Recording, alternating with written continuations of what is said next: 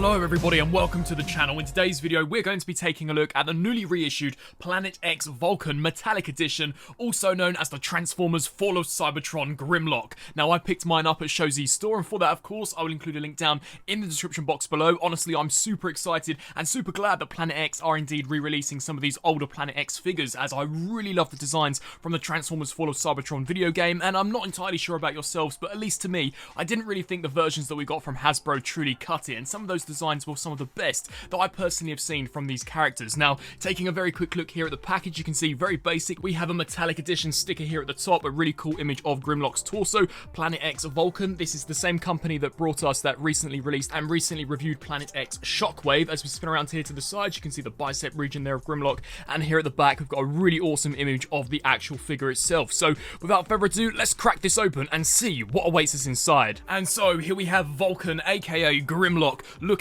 absolutely fantastic. Honestly, this guy is awesome. Now, before we take a look at the figure, as per tradition with some of these third-party masterpiece-esque figures, we of course do get included a collector's card. This one's really cool, so you can see we've got the strength, intelligence, speed, endurance, rank, courage, fire blast, and skill there of Grimlock, and he definitely ranks incredibly highly, especially where courage is concerned. And as we just spin around here to the front of the card, it is that same piece of artwork that we saw on the packaging. But taking a look here at Grimlock, this is super awesome. Now, up until this point, the only version of this character that I actually owned in my collection was the original Voyager class Grimlock based on the Fall of Cybertron video game, and for many years I actually thought that was a pretty decent figure until I got my hands on this one, and oh my goodness, does it absolutely obliterate the version that we got from Hasbro. Of course, this guy is a heck of a lot more expensive, but I definitely think worth it, as he looks really well done, especially when we get him transformed into the Dino mode, which 9 times out of 10 is the mode that usually has the most sacrifices. Now, in regards to accessories, we merely only get 2, so we get this awesome, almost fire-fueled looking shield as well as sword. If you've seen the game when he deploys these,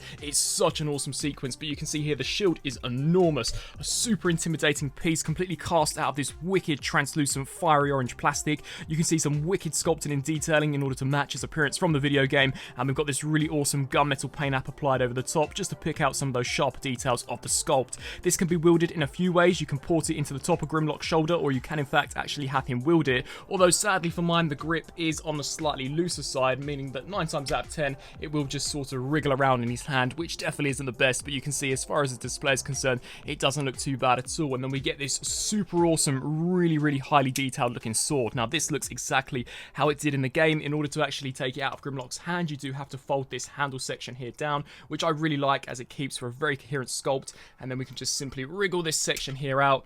And as we take a look here at some of the sharper details, you can see all of these individually sculpted ridges, all of these different panels that are connected, and of course we've got this hilt section here, which once again, much like the shield, has been sculpted and painted impeccably well. Now there are indeed a few ways in which you can store these on the figure, so of course you can insert it into the fists, or if I do actually just move the shield here off to the side, you can take Grimlock's sword in particular and store it here on his thigh, which I actually think is a super cool form of weapon storage. It makes this guy look awesome when putting him into some of those neutral poses, but I'm sure 9 times out of 10 you guys will have Grimlock actually wield his weapons. But taking a look here at the figure himself, honestly this guy looks really well done. Now, as mentioned at the beginning of this video, I did opt to go with the metallic edition of this figure, just as to me it looks so well done. And honestly the paint I was expecting to be a little flaky, but for a third party piece it's actually held up impeccably well. Now as we bring Grimlock in here for a closer look, you can see the attention to detail, especially where the mouth plate is concerned, I think's turned out awesome. It really does look how it appeared on the video game, and I really loved how the designers of that game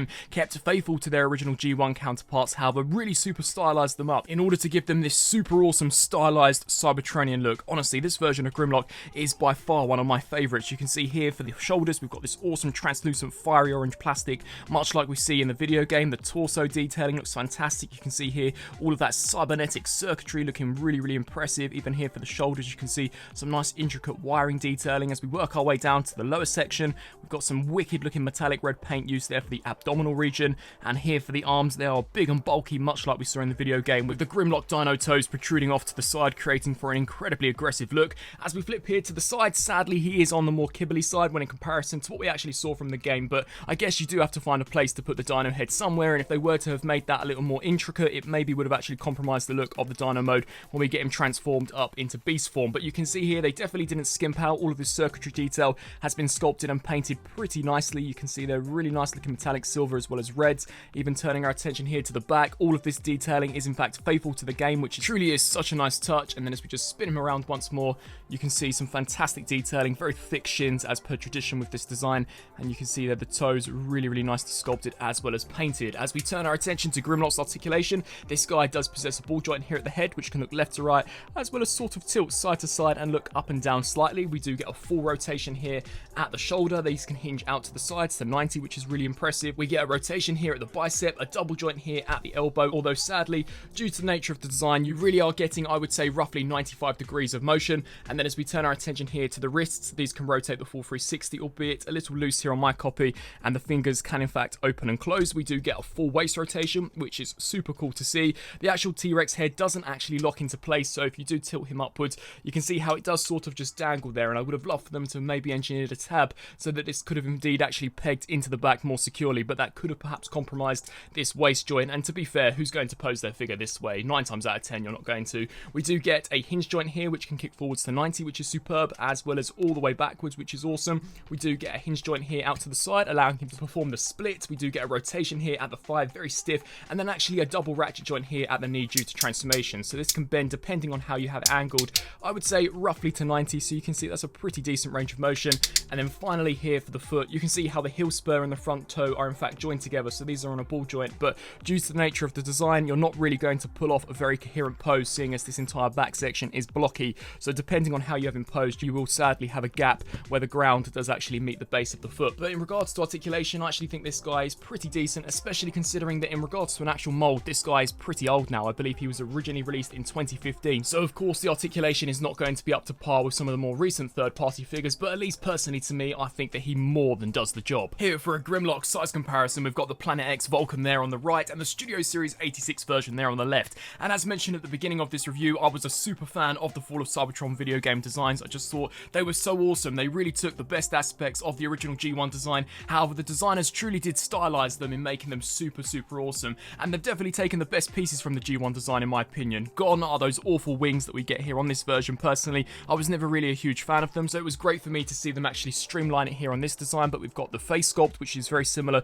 the torso design, which is very similar. This version of Grimlock just looks a little more realistic in terms of design, and if I were to be 100% honest and given the option between the two, I would definitely choose this Fall of Cybertron design. Now, getting down to transformation, surprisingly this figure is not all that complex, not super simplistic, but definitely not super intricate. So to begin with, you're going to turn your attention here to the shoulders, take these pieces and just angle them here out to the sides, and you can see how we've got a tab in there that will in fact slide into this slot in here. So just lift that up until it does actually snap there into place. Of course, spin your attention to this side and repeat the exact same process. So just snap that section in. We can then take this bicep, rotate here so that the screws are now facing outwards, and repeat the exact same process. You're then going to want to turn your attention to these sections, detach them and hinge those down just like this, and then reattach them so that they now conceal the fists. And essentially that is the conversion for the dino legs, more or less fully completed. Come here to this side and of course repeat the same process. So just bring this down, snap that here into place. We can then turn our attention to the back of Grimlock. You're going to want to take this piece,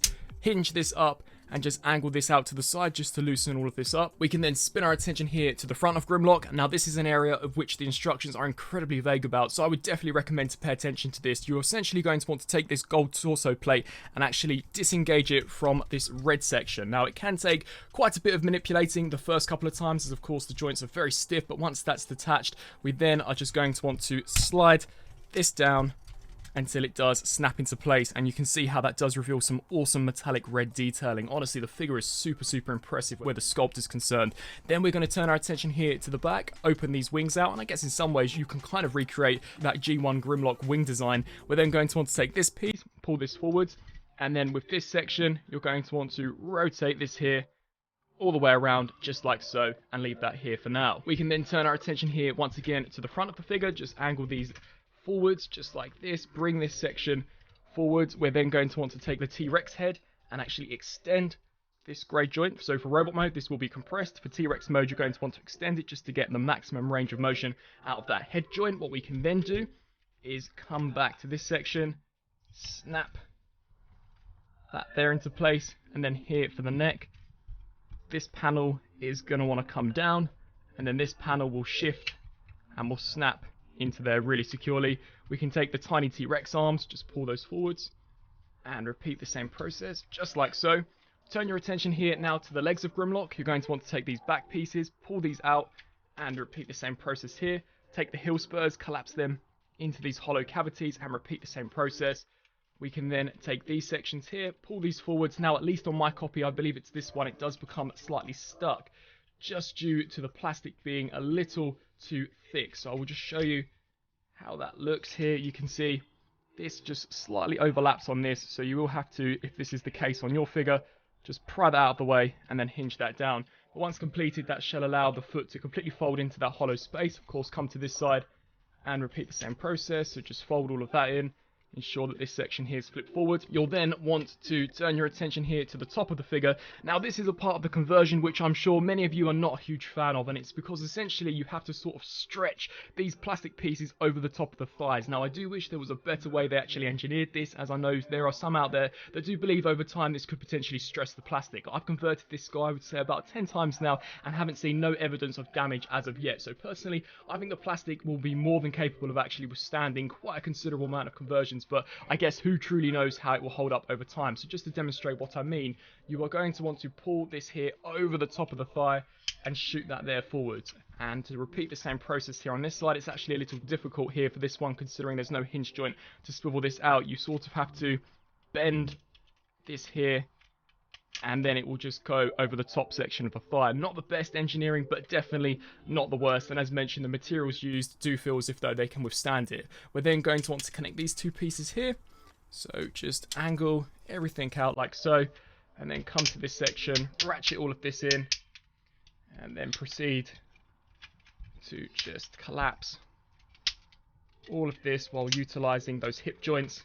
And you can see here how we've got 4 tabs here, here, here and here. These are going to peg into 2 slots here and here, and then there are also some slots on the underside of these pieces. So just collapse this down, align this up appropriately, shoot this section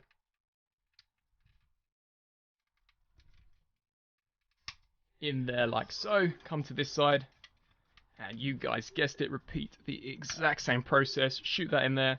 So that is all clipped in securely. We can then take this panel, and these 2 tabs are going to facilitate these 2 slots. So just snap that in there. And then we turn our attention to the tail, which is actually one of my favorite parts of conversion. You're just going to want to hinge this section out. Hinge this section out. It conceals so well in robot mode, honestly. Really nice engineering. And of course, repeat the same process. So hinge all of this out. And then you're going to want to flip this one here to the top. This one here will come to the bottom, and just hinge all that up. And then it's just a matter of connecting all of the tabs and slots up with one another. So just snap all of that in. Ensure that it is all connected here on the opposite side. Just like so. And then for some finishing touches, for robot mode, this section here is locked in. For Dino mode, you're going to want to detach that, and then we can then angle the foot like so. And of course, come here to this side, detach that, angle the foot like so. And there you've got the Planet X Vulcan, aka Fall of Cybertron Grimlock, fully transformed up into his pretty darn phenomenal looking T-Rex Dino mode. Now, I'm not entirely sure about you guys, but at least for me, this is by far one of the best Grimlock T-Rex alt modes I have ever seen, either a third party or an official company actually put together. I think this particular version by Planet X and the actual G Creations movie Age of Extinction Grimlock are my favourite versions of that character that I currently own in the collection. I think both of them do such an amazing service to the alt mode, which honestly up until this point I believe has always been the mode that Hasbro and Takara have really compromised. We saw with that original Fall of Cybertron Grimlock, whilst it had a wicked LED function in the head sculpt, the actual Dino mode was pretty weak, and the majority of the Age of Extinction Grimlock toys too were terrible in their Dino modes. So actually to get one here which is pretty articulated and looks fantastic, honestly it's just so cool, and I'll definitely be keeping this guy in the T-Rex mode. But enough gushing about the figure, let's actually bring him in here and take a closer look at the of detail. As you can see, in regards to the actual dino head, this looks fantastic. They've even gone the extra mile to actually sculpt in the flamethrower. It would have been awesome if we could have got a fire blast effect to actually attach to this, but nevertheless, really nice looking sculpt work. All of the teeth there, very pointy and jagged, albeit sculpted and painted impeccably well. You can see some awesome looking panel lining detailing here on the top of Grimlock's head sculpt. Really nice red vibrant details, such as that translucent plastic used for the eyes and where the Autobot insignia should be placed. Fantastic looking skull work all the way throughout. Even here to the underside of the figure, you can see so much cybernetic and intricate mechanical detailing. The tiny little T-Rex arms completely sculpted as well as painted, which all looks terrific. As we turn our attention to the top of the figure, literally barely no hollow spacing, which is super cool, and an attention to detail which I absolutely love is they've actually gone the extra mile to sculpt and paint in some thrusters here at the back, which is an ability that I believe Grimlock can actually use in the video game, which is so cool. So definitely Mecha Godzilla vibes. Where this is concerned, you can have Grimlock thrusting his way into battle in his dino mode, which is terrific. And the actual tail, oh my goodness, this has got to be one of not only the best sculpted but the best articulated Grimlock tails I've ever seen produced on an action figure. When we get down to articulation, honestly, this is just so impressive. You can see as we flip to the underside, completely painted as well as sculpted. I think the T-Rex legs too have turned out super nicely. Overall, it's just a phenomenal figure. They do in fact also package in some screw covers for the head, which whilst still don't look the best, it is nice to see that they actually went the extra mile to include those, as it would have looked rather ghastly to just have some hollow spaces here on the side. But from pretty much every single angle, this guy looks incredible. Now getting down to articulation, the jaw can of course open and close. We can move this flamethrower around to our own personal desire, so you could have it facing forwards, or if you wish to conceal it, of course, you can hinge it up to the top to hide that. The head can look left to right, which honestly is just so awesome and super refreshing to see. It can look up as well as can look down. We can also rotate it here left to right, which is super cool. The T-Rex arms are on ball joints, so can hinge forwards and backwards out to the sides. We also do get a hinge joint here where I presume the elbow would be, and these two claws can also open and close.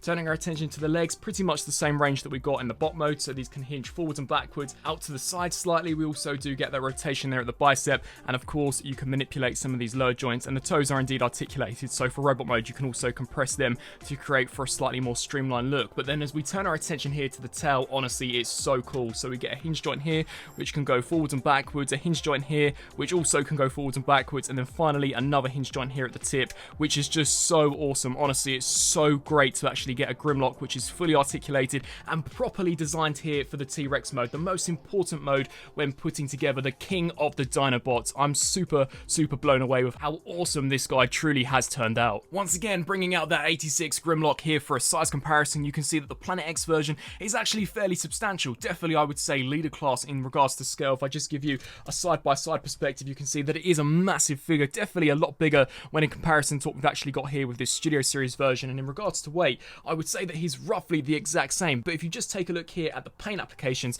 honestly, they've done such a sublime job here with this figure. It looks so cool. The metallic flake truly does look impressive, and as mentioned beforehand, I've converted this guy roughly 10 times, and as of yet, there are no signs of paint chipping, which is always a great sign, as you would expect with this almost higher-end third-party release. And wrapping up this review here with some final thoughts for the Planet X Vulcan, aka Transformers Fall of Cybertron Dinobot Grimlock. If you guys haven't already guessed from this review, I absolutely love this figure. Honestly, if I didn't own the G Creations Age of Extinction Grimlock, I would probably go as far as saying that this is by far the best Grimlock action figure that I currently own in my collection, at least that can transform. In regards to robot mode, it looks almost perfect to how it appeared in the video game. They've done such a sublime job, and seeing as I did pick up the metallic edition, the paint apps truly are a sight to behold, and I was very surprised at the quality of the paint as well. Up until this point, I haven't noticed any flakes or paint chipping, which is always a great sign, and I really have posed and played around with this figure quite a considerable amount of time. I think that his weapons are super cool, both cast out of a very fierce translucent orange plastic, and both look wicked